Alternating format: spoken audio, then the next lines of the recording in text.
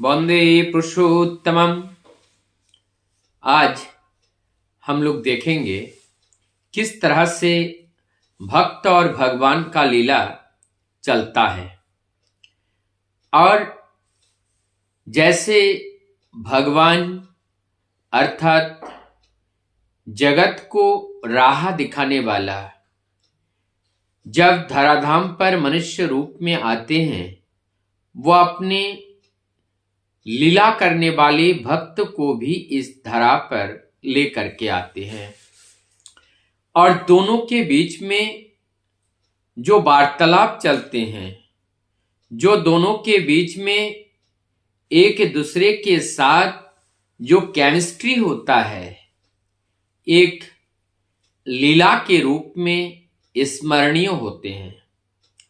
और इस स्मरणीय लीला को चिंतन करते हुए हम लोग भी उस परम प्रेममय का स्पर्श पाते हैं। हम लोग जानते हैं सत्संग जगत में एक महान भक्त किशोरी मोहन दादा। किशोरी मोहन दादा बाद में कीर्तन का जो दल था, कीर्तन का जो ग्रुप था, उस कीर्तन में कीर्तन के ऋषि कहा जाते थे। लेकिन ये जो यात्रा है, ये कैसे शुरू हुआ? किशोरी मोहनदा कहते हैं, हमारे जैसे एक अधम को ठाकुर जी ने केवल आश्रय नहीं, आश्रय प्रश्रय सब कुछ दे करके और आज हमें यहां तक लेकर के आया। इससे पहले किशोरी मोहन दादा भगवान श्री कृष्ण को जीवन आदर्श के रूप में लेकर के चल रहे थे। उसी भावधारा से उनके अनेक शिष्यगण भी थे। और इसी के बीच में ठाकुर जी का जो आकर्षण है, वो आकर्षण उनको खींचा है। और जिस कारण वो ठाकुर जी के पास केवल ठाकुर जी के परीक्षा कर लेने के मूड में गए थे। लेकिन उससे पहले जब ठाकुर जी से मिलते थे, बातचीत होती थी, लेकिन ठाकुर जी को गुरु रूप में वरण नहीं किया था।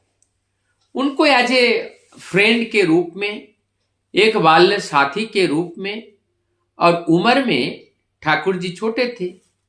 तो जैसे अपने दोस्तों के साथ वार्तालाप होती हैं, खेल कूद होते हैं, एक दूसरे के साथ मिलते हैं, बस जस्ट यही हो रहा था। अब जब किशोरीदा ठाकुर जी के साथ मिलते हैं और इसी बीच में एक गूंज चारों ओर फैल जाता है कि शिवचंद्र चक्रवर्ती का लड़का अनुकूल चंद्र आजकल किशोरी के संगत प्राप्त किए हैं, अब ये लड़का बिगड़ जाएगा। इस बात को यहां पर छोड़ते हैं।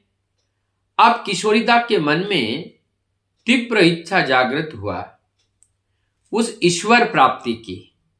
ईश्वर प्राप्ति का तीव्र इच्छा जागृत होने की वजह विभिन्न तरह के रास्ता अपनाने लगे, साधन भजन अपनाने लगे।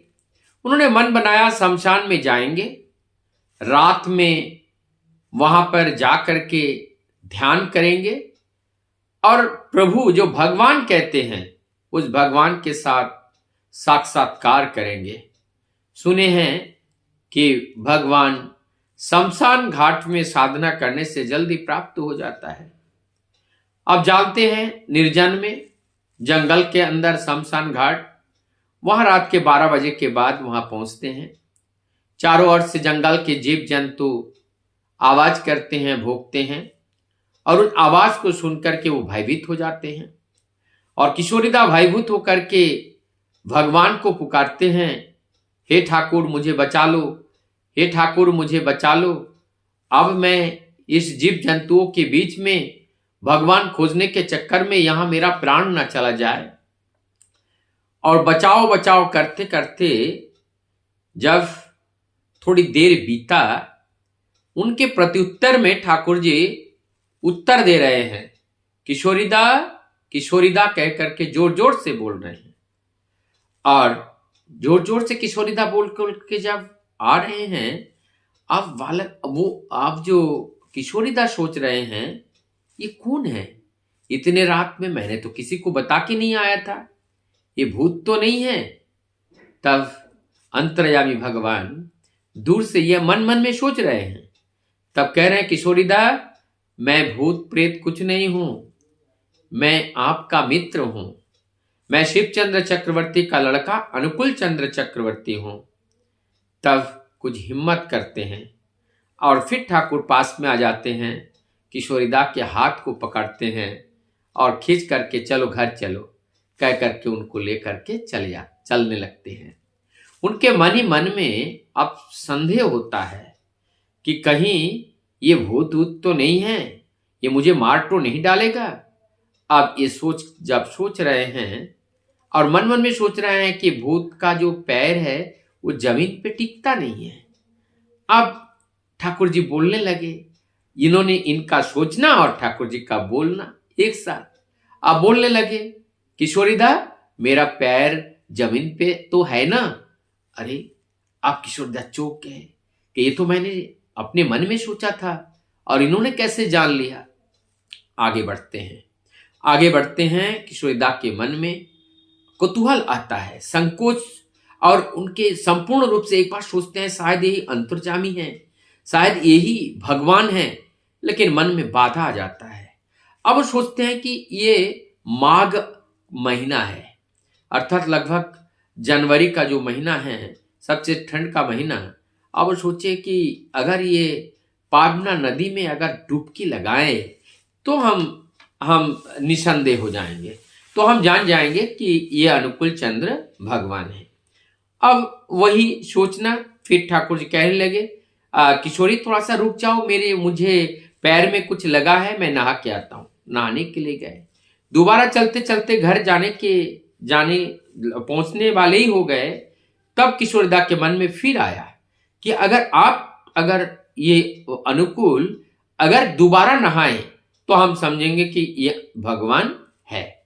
अब वाला जो अनुकूल जी आप कह रहे हैं, किशोरीदा अब अनेकों परीक्षा हमने दिया और अनेक परीक्षा देना पड़ रहा है, लेकिन फिर भी मन का जो संदेह है वो नहीं जाता है। फिर कहने लगे, देह का संदेह तो देह का मैल नहाने से धोने से तो चला जाता है, लेकिन मन अगर गंदगी हो जाए वो धोने से कभी नहीं जाता है। इस तरह से बातें करते हुए फिर वहां पहुंच गए। इनका दूसरा जो पर्व है, अभी भी उनके मन का संकोच नहीं गया।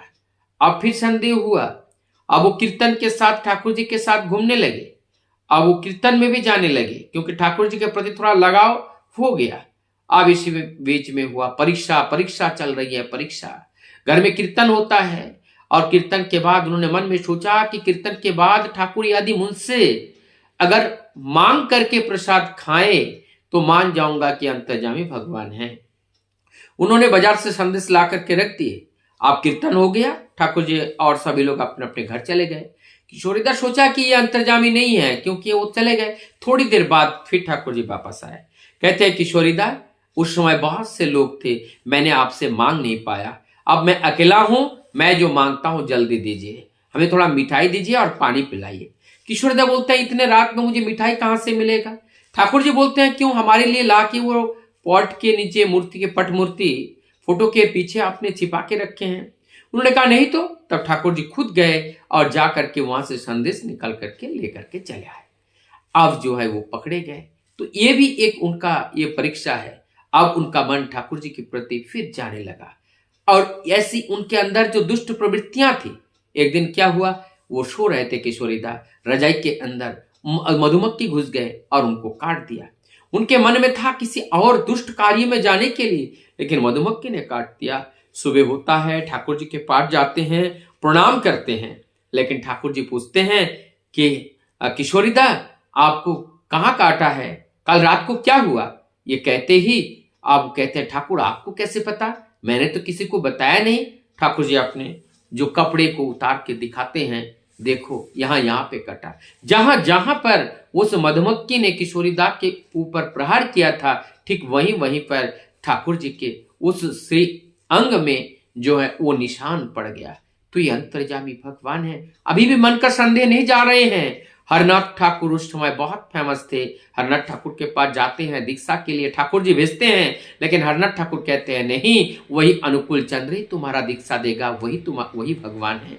ये बात सुन करके आते हैं, फिर भी परीक्षा बाकी रह जाता है। और परीक्षा के स्वरूप उन्होंने भोग वहां पे भोग देते हैं, लगाते हैं, एक किशोरीदा और एक जो है एक ठाकुर जी के लिए, और एक जो है उस समय के जो एक भगवान के रूप में माने जाते थे उनके लिए वहां पे लगाए।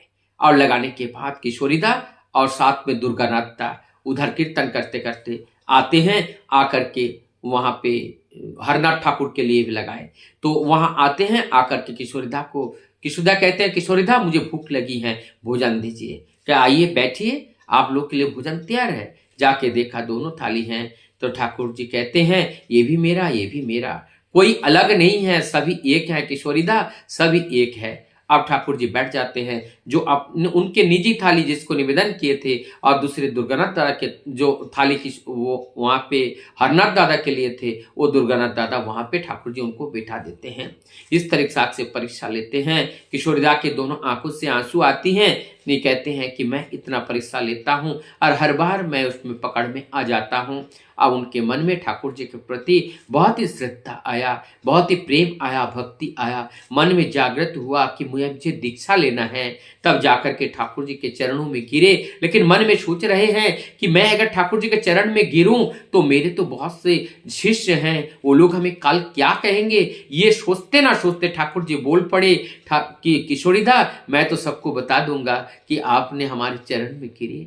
तो इस बात को आप किशोरीदा मुस्कुराए, और उसके बाद दूसरी तरफ से वो रोए या मुस्कुराए, क्या करे समझ में नहीं आ रहा है। और बाद में उन्होंने ठाकुर जी के चरणों में उन्होंने निवेदन किया कि मुझे दीक्षा चाहिए। बाद में माता मनमोहिनी के माध्यम से किशोरीदा का दीक्षा होता है।